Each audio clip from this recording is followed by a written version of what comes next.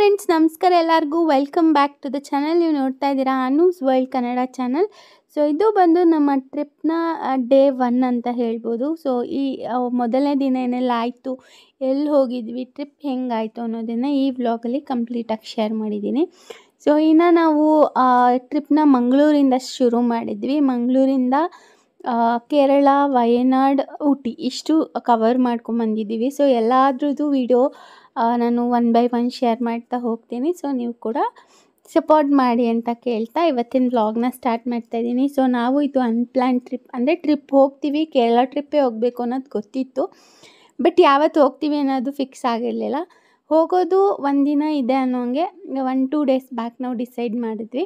So 2 daysಲ್ಲಿ ನಾವೇನೆಲ್ಲ ಕೆಲಸಗಳು ಮುಗಿಸ್ಕೋಬೋದು, like ನಮ್ಮ ಶಾಪಲ್ಲಿ ಈಚ್ ಆ್ಯಂಡ್ ಇಂಡಿವಿಜುವಲ್ಸ್ಗೆ ಯಾವ ಥರ ಕೆಲಸ 1 ವೀಕಿಗೆ ಆಗೋಷ್ಟು ಕೊಡಬೇಕು ಅದೆಲ್ಲ ನೀಟಾಗಿ ಡಿಸೈನ್ಸ್ ಎಲ್ಲ ಎಕ್ಸ್ಪ್ಲೈನ್ ಮಾಡಿ ಕೊಟ್ಬಿಟ್ಟು ನಾವು ಹೊರಟಿದ್ದು. But still throughout the trip ಎಲ್ಲ ಯಾರಿಗೆಲ್ಲ ಕೆಲಸ ಕೊಟ್ಟಿದ್ದೆ ಎಲ್ಲರೂ ಕಂಪ್ಲೀಟಾಗಿ ಇದ್ಯಾವುದು ಮೈನ್ಯೂಟ್ ಮಿಸ್ಟೇಕ್ಸ್ಗೂ ಒಂದೊಂದು ಕಾಲ್ ಮಾಡ್ತಾನೇ ಇದ್ದರು.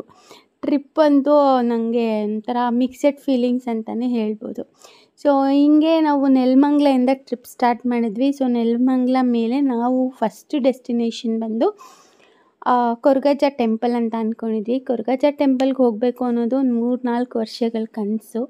ಸೊ ಇವಾಗೆಲ್ಲ ಇನ್ಸ್ಟಾಗ್ರಾಮಲ್ಲಿ ಸ್ವಲ್ಪ ಹಳೇದಾದ ವೀಡಿಯೋಸ್ ಎಲ್ಲ ನೋಡೋದಾದರೆ ಕೊರಗಜ್ಜಂದು ಟ್ರೆಂಡ್ ಇತ್ತು ಜಾಸ್ತಿ. ಸೊ ಆವಾಗಿಂದ ಹೋಗ್ಬೇಕಂತ ಅನ್ಕೋತಾನೆ ಇದ್ದೆ.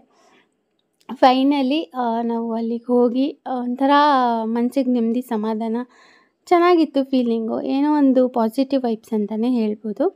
ಸೊ ಮಂಗಳೂರಲ್ಲಿ ನೀವು ನೋಡೋದಾದರೆ ಕೊರಗಜ್ಜನ ದೇವಸ್ಥಾನ ತುಂಬ ಇದೆ. ನೀವು ಮ್ಯಾಪ್ಸ್ ಹಾಕಿದ್ರೆ ತುಂಬ ಸ್ಥಳಗಳನ್ನ ತೋರಿಸುತ್ತೆ. ಬಟ್ ನಾವು ಆದಿಸ್ಥಳಕ್ಕೆ ಹೋಗಬೇಕಾಗಿತ್ತು. 2 ಆದಿಸ್ಥಳ ಇದೆ. ಸೊ 2ಕ್ಕೂ ಹೋಗ್ಬಿಟ್ಟು ಬಂದ್ವಿ.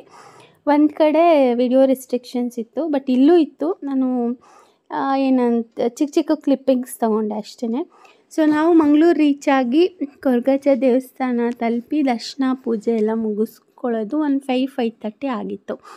ಸೊ ಅಲ್ಲಿಂದ ನಾವು ಮತ್ತೆ ಮಂಗಳೂರಲ್ಲಿ ಏನಾದರೂ ನೋಡೋಣ ಅಂತ ಹೇಳಿ ಬೀಚ್ ಹೋಗೋಣ, ಮಕ್ಳಿಗೆ ಇಷ್ಟ ಆಗುತ್ತೆ. ಲಾಸ್ಟ್ ಟೈಮ್ ನಾವು ಹೊನ್ನಾವರ ಬೀಚ್, ಈಕೋ ಬೀಚ್ಗೆ ಹೋಗಿದ್ದಾಗ ತುಂಬ ಇಷ್ಟಪಟ್ಟಿದ್ರಲ್ಲ.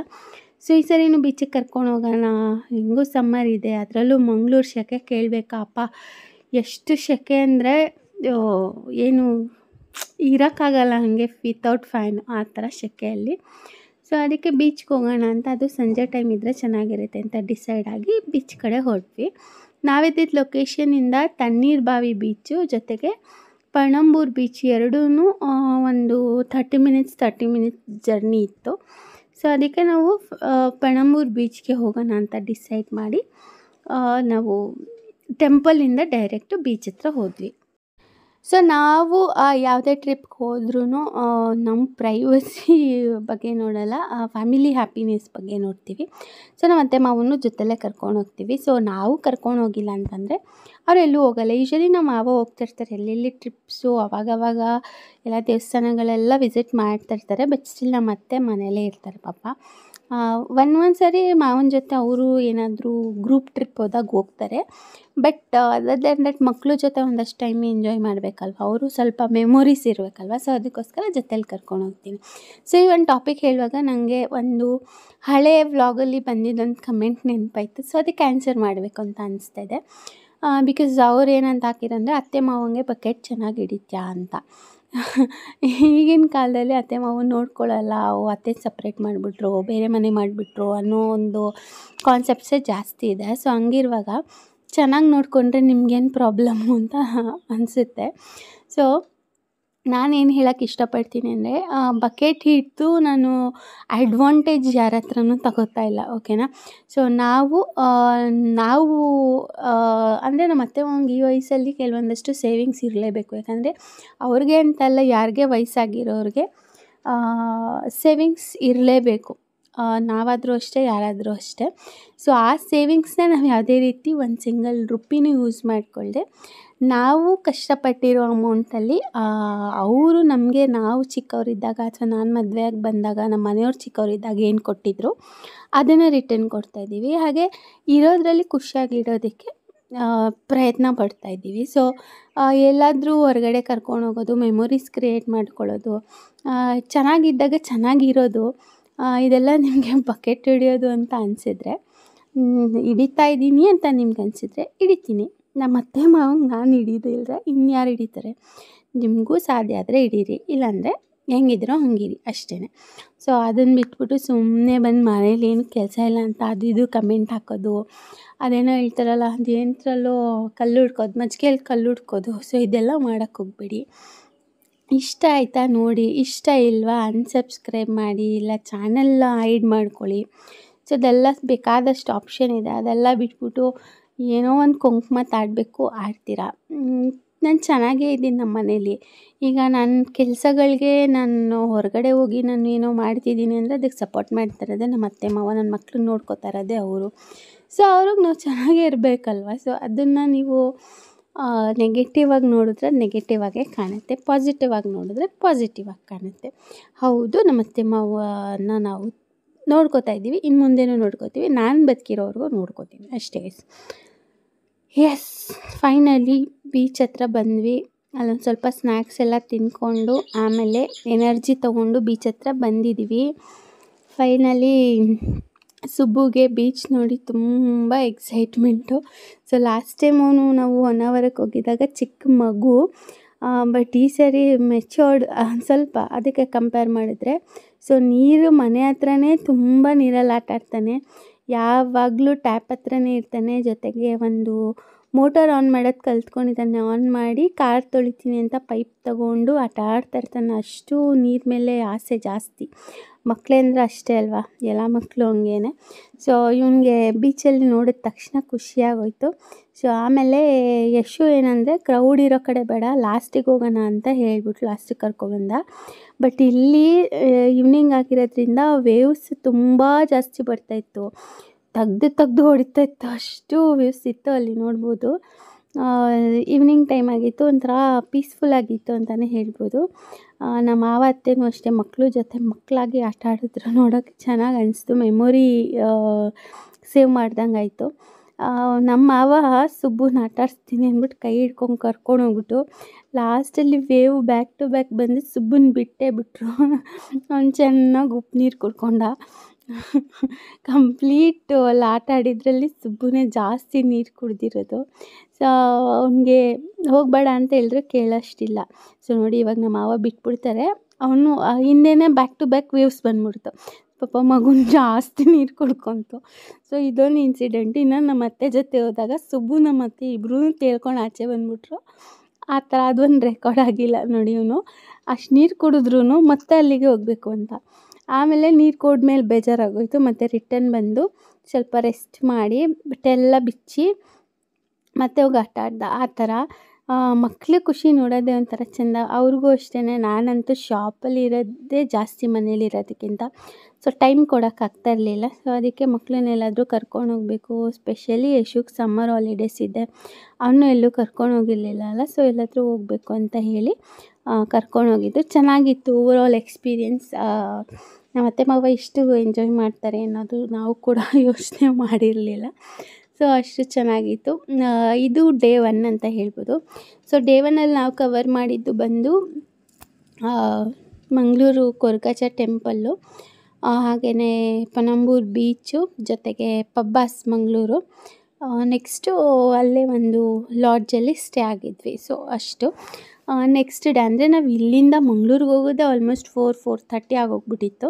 ಸೊ ಅದಾದಮೇಲೆ ಎಷ್ಟು ಕವರ್ ಮಾಡಬೇಕೋ ಮಾಡಿದ್ವಿ. ಮತ್ತು ಈ ಬೀಚ್ ಹತ್ರ ಏನಂದರೆ ತುಂಬ ಆ್ಯಕ್ಟಿವಿಟೀಸ್ ಇದೆ, ಅಂದರೆ ಎಂಜಾಯ್ ಮಾಡ್ಬೋದು, ಬಟ್ ಎಕ್ಸ್ಪೆನ್ಸಿವ್ ಅನಿಸುತ್ತೆ.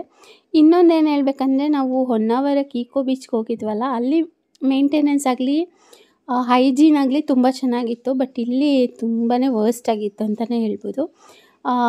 ಈಕೋ ಬೀಚಲ್ಲಿ ಸ್ನಾನ ಮಾಡೋದಕ್ಕೆ ಮತ್ತು ಚೇಂಜಿಂಗ್ ರೂಮ್ಸ್ ಎಲ್ಲ ಚೆನ್ನಾಗಿತ್ತು. ಬಟ್ ಇಲ್ಲಿ ಹಾಗಲ್ಲ, ಒಂಚೂರು ಫೆಸಿಲಿಟೀಸ್ ಇಲ್ಲ ಅಂತಲೇ ಹೇಳ್ಬೋದು.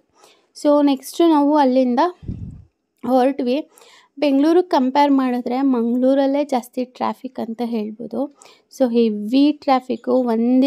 ಅದು ಒಂದು ಬೀಚ್ ಬ್ರಿಡ್ಜ್ ಥರ ಇದೆ, ಬ್ರಿಡ್ಜಲ್ಲಿ ಮಿನಿಮಮ್ 45 ಮಿನಿಟ್ಸ್ ವೆಯ್ಟ್ ಮಾಡಬೇಕು ಒಂದು ಸಾರಿ ಕ್ರಾಸ್ ಆಗಬೇಕು ಅಂದರೆ.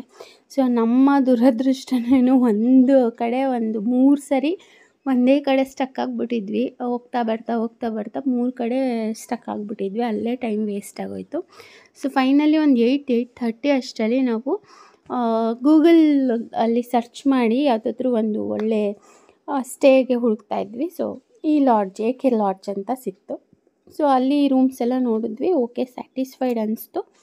ಸೊ ಅಲ್ಲಿ ಸ್ಟೇ ಆದ್ವಿ. ಸೊ ಅಲ್ಲಿ ನಾವು ಈಗ ಆಲ್ರೆಡಿ ಬುಕ್ ಮಾಡಿದ್ವಿ. ಪಣಂಬೂರು ಬೀಚ್ಗೆ ಬರೋವಾಗಲೇ ಕಾಲ್ ಮಾಡಿ ಬುಕ್ ಮಾಡಿದ್ವಿ. ಸೊ ಅಲ್ಲಿ ಇವಾಗ ಹೋಗಿ ರೂಮ್ಸ್ ಹೆಂಗಿದೆ, ಫ್ಯಾಮಿಲಿ ಸ್ಟೇ ಮಾಡ್ಬೋದಾ, ಸೇಫ್ಟಿ ಹೆಂಗಿದೆ ಅದೆಲ್ಲ ಚೆಕ್ ಮಾಡ್ಕೊಬಿಟ್ಟು ಬರೋಣ ಅಂತ ನಾನು ನಮ್ಮ ಮನೆಯವ್ರು ಫಸ್ಟ್ ಹೋಗಿ ಚೆಕ್ ಮಾಡಿಬಿಟ್ಟು ಬಂದ್ವಿ.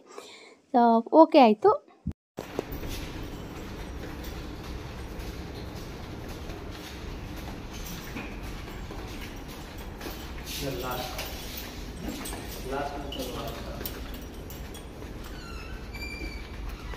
ಚೆನ್ನಾಗಿನ್ನು ಐತೆ ಅಲ್ವಾ?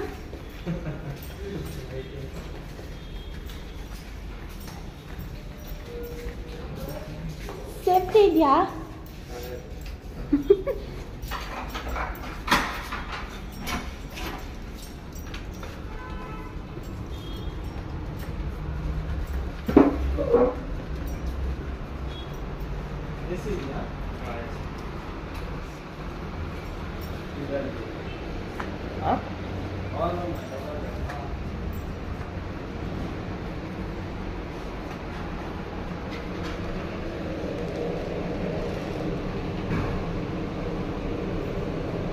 ವಿಶು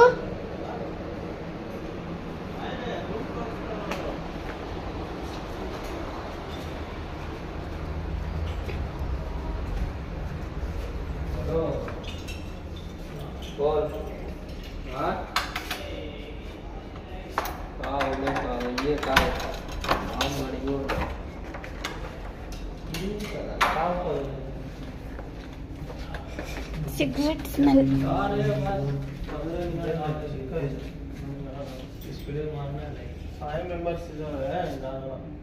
फैमिली